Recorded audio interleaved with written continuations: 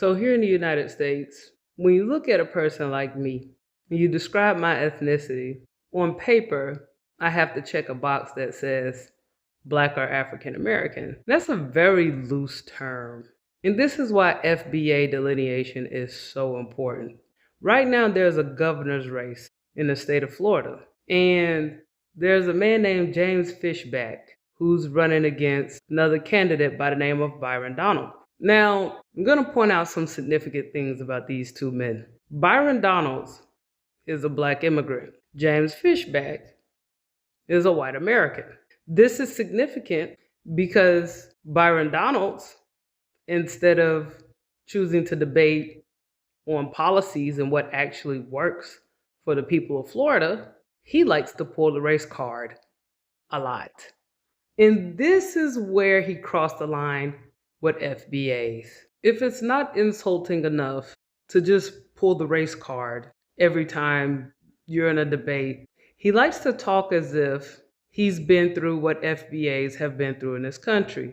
Again, Byron Donalds is not from here, but to suit him in debates, he likes to talk about all of the plights that Black Americans have been through. And FBAs in Florida had something to say about that. Foundational Black American Society here in Florida, who reminded me that Byron's mother is Jamaican, he is Panamanian, and they found it quite insulting, in their words, that he would try to claim victimhood of slavery without a single descendant of American slaves in his family.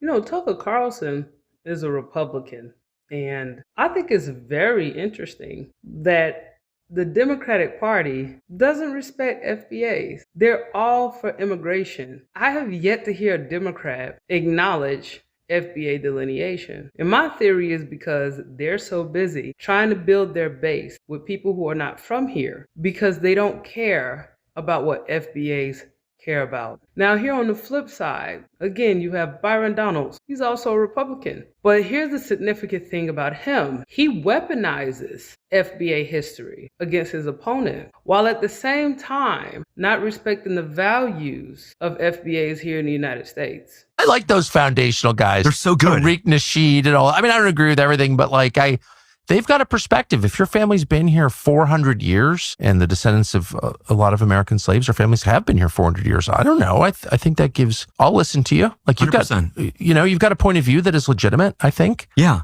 And they're unequivocally heritage Americans. That's for sure. 100%. I mean, they're definitely heritage Americans, if anyone is. And this is why I am so proud to be a Black American, because my lineage is attached to this country. My history is attached to this land. When Black people say that they don't care about this country, I don't think they understand the gravity of what they're saying. This is where I grew up.